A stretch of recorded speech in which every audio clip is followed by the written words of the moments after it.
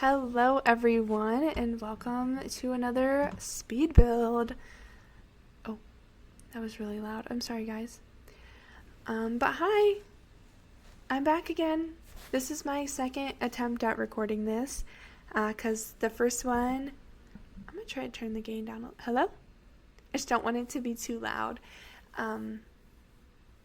This is my second attempt at recording this. The first time, my mic wasn't plugged in, so I'm kind of upset about that whole thing. But it's fine. It's just a chance. I feel like I did a lot of umming and ahhing in the last recording, so maybe this will be better for me to have a second version of it. So to kind of introduce this build before I get off into my random ramblings, just can I make it so I can see this and that at the same time? There has to be. Yeah. Also, I'm sorry if you can hear my washer and dryer. I am on a laundry kick right now. I'm doing all my laundry. Anyway, yeah, just to introduce this build to start off. This is actually based off of a real life house that is in my town that I live in. It's this gorgeous house. It's this light shade of blue. We have like the perfect shade of blue in The Sims to match it. And they just have all of these like pillars in the front and like this cute little patio thing on the side. You'll see it's like connected to the kitchen in the build. I obviously don't know what the floor plan is. I wonder if I looked it up on Zillow, if I could find out how much the house is. I am a big proponent of Zillow. I love Zillow so much. I am not looking for a house right now, but you best believe I'm still on Zillow looking at stuff because it's fun. It's fun to look at. It's fun to be nosy, okay? So I think, let's see, here's my house. Okay, so we'd go down this road.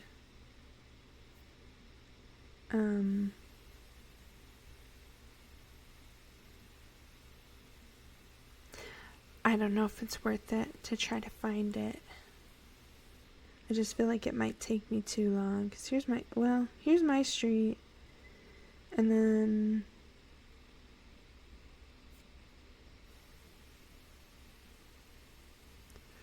I wonder, oh, I'm too far down.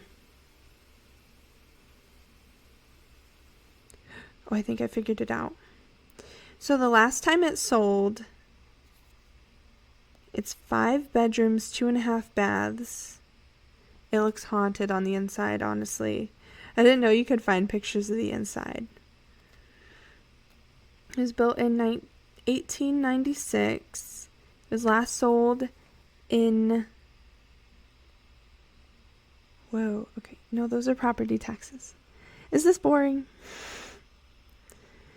There's no price history available, but Zillow thinks that it would sell for $256K. There's literally no way. It's at least $500,000. There's literally no way. It's that cheap. Because my house is worth half that. Well, less than half of that, actually. But anyway, yeah, I had fun with the house. I figure it'll go in my save file. I made the boys, so I picture them to have triplet boys, and they all have like their personalities. So you'll see when we get to their bedrooms at the end, their bedrooms, I put a lot of personality into them. But yeah, as far as me, what have I been up to? Oh, I went to Miami for a vacation a couple weeks ago, it would have been. It was really fun. I've never been to Miami before, and I went with my mom, my dad, and my brother, and it was really fun. It was nice to get some warm weather because it's been so cold here in Ohio. It's starting to warm up, but like it's just been cold, and I don't like it. I get really like depressed in the winter, and it's kind of hard. So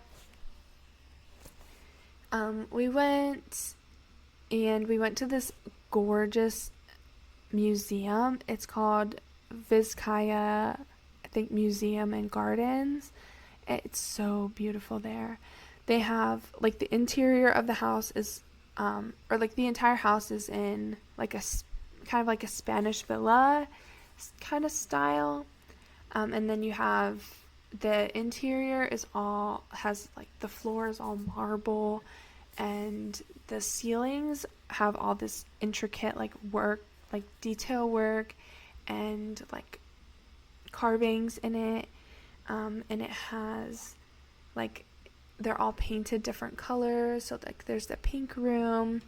There's, oh my gosh, it's so fun. Like, it's literally gorgeous. If you're ever in Miami, go. It's so cool. It was $100 for the 4 of us to go. And it was so pretty.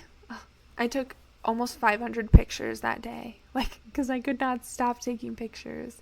I did go through and like sort through them and delete some, obviously, because I'm not going to keep all 500 pictures, but I don't know. It was, and like, I never take pictures of myself, and I was like, take a picture of me here, take a picture of me here. I had to make a whole Instagram post just with pictures from Vizcaya because it was so pretty. And then for the other days, we pretty much just spent it at the beach. Miami Beach is a really nice area to just go and kind of walk. They have like a lot of walkways and stuff where you're not actually on the beach, that are pretty nice. And then they have the actual beach, and they have all these really cool like lifeguard huts, I guess you would call them, that are all painted different colors, and they're super fun. I'm sorry. I'm tired. I don't know why. All I did today was I had a dentist appointment and I cleaned my house. But that's not like a very exhausting task. So I'm being dramatic. What else can I talk about? Oh, update on my reading. I can talk about that. I had talked about in my first speed build how I was trying to read 1 book a month for the entire year of 2025. So far, I am crushing it. In the month of March, I've only read 1 book, but in February, I read 3 books. So I'm like way ahead of schedule. So the first book that I read is called Summer of Broken Rules. It's about this girl, her name's Meredith, and she, so usually every year her family goes to Cape Cod. I think it was Cape Cod. But they go there every year, and their family has like this farm, and they have all these different houses on the farm, and they all go there and spend time together in the summer. Well, she skipped last year because her sister had passed away, and it was really hard on her and everything. But now she's back this year because her cousin is getting married. And so the book is all about like her like meeting this one of the groomsmen and like falling in love with him over the course of like a week. So the book went really fast. I quite enjoyed it. I'm told that there are a lot of Taylor Swift references in there. I didn't really get them as much. I used to be a really big T-Swizzle fan. I can't say that. I used to be a big Taylor Swift fan when I was in high school, or like not even high school. It was more like middle school time. I really liked her, and then I don't know. I just kind of fell off the wagon with it. And then I still I do listen to some of her stuff anymore, but I'm not like in deep with the lore of it all. Like I'm not like I don't understand all the references. Gun to my head, I could not. But yeah, so I did get like there's a reference where like to like Hey Steven one of Taylor Swift's really old songs because I loved that song in middle school. Like I remember sitting at the because we did middle school like in the elementary school. Like I still had recess when I loved this song. So that tells you how long ago it was. But yeah, it was a really cute book. It was very like lighthearted and sweet, like, and I really felt like it made me feel like it was summer. Like I felt very like in the moment with it. Like it was nice because it like felt like summer when I was reading it, and that was nice because it's been cold and awful. And then after that, I decided to read Assistant to the Villain. And then I flew through it and had to start Apprentice to the Villain immediately after because I was hooked. And now I have to wait until August for the last book to come out. Or the next book, I guess. Oh my gosh. I can't wait. If I think about it too much, I get sad because I just want to see what will happen next. But to give you a little brief overview of it, Evie is the main, well, so there's two main characters. There's Evie and then there's the villain of the story. So Evie starts working for the villain. And he, to all of like the village people, is just known as the villain. Like capital T, capital V, the villain. That's how he's known. And gosh, he just like is known for being bad. Like, but he also is good in a lot of ways. Like he literally it's like an office workplace, like the way he has it set up. And Evie comes to work for him as his assistant, and she helps him with all of his tasks. But like there's HR and there's like all kinds of different like people that work there. There's what's the word? Interns that work there, like all types of things. And he's like a good boss and he's a good employer to work for. Like, and so it's kind of, he's like this morally gray, I think is the best way to put it. This morally gray character. And then of course, Evie and the villain fall in love. But like they won't admit it. They still haven't admitted it to each other. They've admitted it to themselves. But they don't know that either the other one feels the same way type of vibe. Oh my gosh. It's so frustrating because you're like, just kiss already. But yeah, so I flew through those two books so fast. And then this month I'm reading A Good Girl's Guide to Murder, which I had originally watched the show. I'm sorry again. I'd originally watched the show on Netflix, and then I was like, I have to read the book because I can't not read it. I'm like, I have to. I can't let it sit unsolved. So, Good Girl's Guide to Murder. It's weird though, because the show is like British. Like everyone has a British accent and like everything's British. And then the book is like American, like it's set in like Connecticut or something. So that is like a little bit jarring of an aspect of the show that I was not, or like of the book that I was not expecting. And I Googled it, and I guess there's like a British version and then a American version.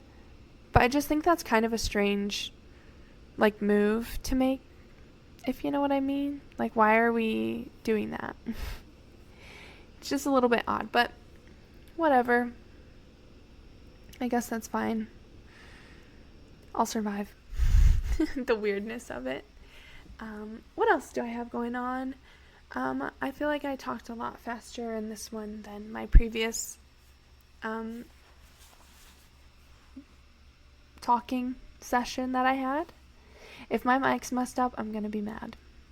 And I might if I have to scrap this one, I'm just gonna go with the one where my mic wasn't on and I just have like the computer audio going, because what the hell. Well, I can talk about music. I've been getting back into music, which is like a telltale sign that like I feel happier. Whenever I'm happy, like I listen to a lot more music. And when I'm sad, like I just listen to like sad music.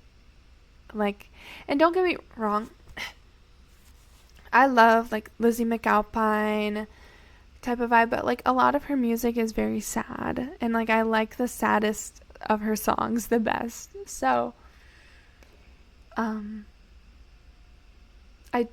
I don't know. I've been into like kind of happier music lately. I'm very into Tate McRae. I'm gonna go see her in concert in August, so I'm kind of obsessing over her right now so that I can know all the lyrics so that I can scream them when I'm at the concert. I'm very excited. I want to pick out like a cute outfit to wear. It's going to be me and my brother going. So we're going to Cleveland to see her in concert. Oh my god, I'm so excited.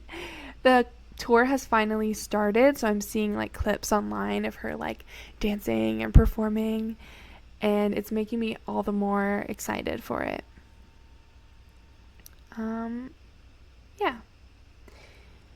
My favorite songs off the album. What do I got? Dear God. Dear God is so fun. I love screaming at Dear God. What other ones do I got? Yeah. Let me just pull up the album and I'll go over my favorite ones. Blood on My Hands is very good. That's been my like a new obsession. It kind of had to grow on me a little bit at first. Miss Possessive, Revolving Door, Sports Car. I'm kind of over Sports Car, honestly. Purple Lace Bra. The meaning behind that song, oh my gosh. Like I Do, I feel like a bad bitch when I listen to Like I Do. There's my dryer going off. Green Light is pretty good. And then I've also been loving Malcolm Todd. I found him on TikTok. He's kind of a smaller creator. He's had a couple big hits. He had Chest Pain, which got like 50 million views. And then there's Bleed. There's Bleed, which is featuring Omar Apollo. I love Bleed. It's so good. And then what other songs I like? For Me, Earrings, Sweet Boy Roommates, Mr. Incorrect. Oh my gosh, I love his music like all the way back in his discography. I haven't listened to it like as much as the newer stuff, but like I've gone back and listened to his old stuff and it's good as well. Yeah. I've also been watching a lot of movies. I don't know, I've just kind of been into like more of my other hobbies and not so much playing Sims. I still love Sims and I want to get back into like my little Not So Berry Challenge family, because I'm really close to finishing the Not So Berry Challenge. I'm on the green generation, so I only have green and then blue and then I'm done, unless I want to do white and brown from Nixel's expanded version. So yeah, but I'm basically at the end of the video here, so I'm going to go ahead and sign off. I hope you guys have a great day, and I'll see you in the next one. Bye guys.